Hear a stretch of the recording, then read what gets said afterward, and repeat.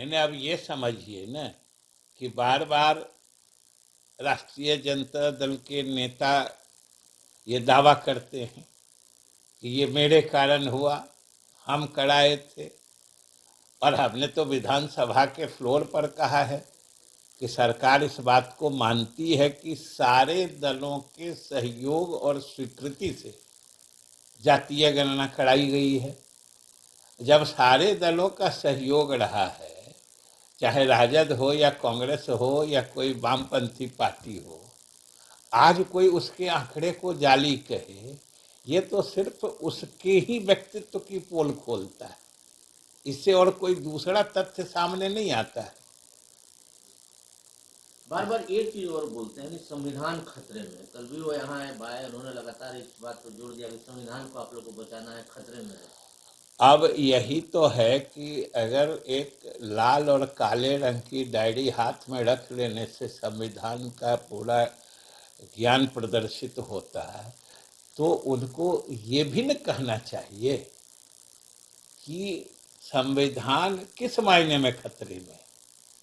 क्या कि संविधान के मूलभूत सिद्धांत क्या है, मूलभूत माने उसका लक्ष्य क्या है, संविधान कैसे समाज की स्थापना करना चाहता है, उसमें अगर कहीं कोई दिक्कत है तो हम लोगों की पार्टी और सरकार तो हमेशा संविधान के हर मूल्य को सुरक्षित और संरक्षित करने को तत्पर रहती है।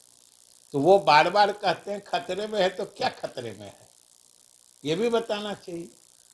सर एक बंद करिए।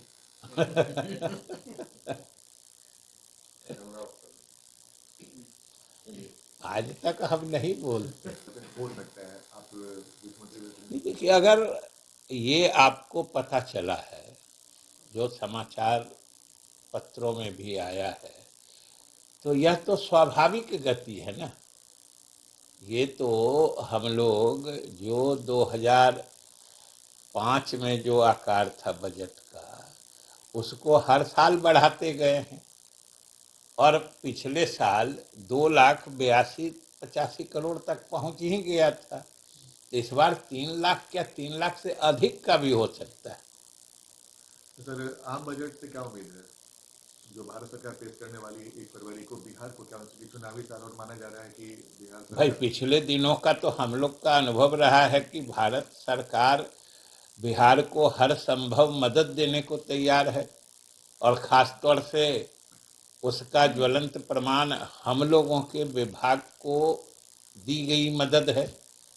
11,500 करोड़ का स्पेशल उन्होंने मदद पैकेज दिया है, जिसमें बाढ़ शमन से लेके सिंचाई की योजनाओं को आगे बढ़ाना है। तो सरकार ने, यानी केंद्र सरकार ने, तो अपना रुख शुरू में ही स्पष्ट कर दिया है कि वो बिहार को हर संभव सहायता करना चाहते हैं, और हम लोग भी उसी उम्मीद और आशा भरी नज़रों से आने वाले बजट को देख रहे हैं। सर, जिस बार प्रचारकों की सूची जारी हो गई है, सर क्या मुख्यमंत्री इस बार प्रचार के लिए जाएंगे? वो तो मुख्यमंत्री जी का फैसला होता है। ये तो मुख्यमंत्री स्वयं या पार्टी के कोई अधिकृत आदमी आपको बता सकते हैं। झारखंड में भी सर हुआ था और यहाँ भी हो रहा है। जहाँ भी हुआ था, जब भी हुआ था, या जब हो रहा है, या जब भी होगा, इसके बारे में आधिकारिक सूचना स्वयं मुख्यमंत्री या उनका सचिवालय या पार्टी के पदाधिकारी देंगे।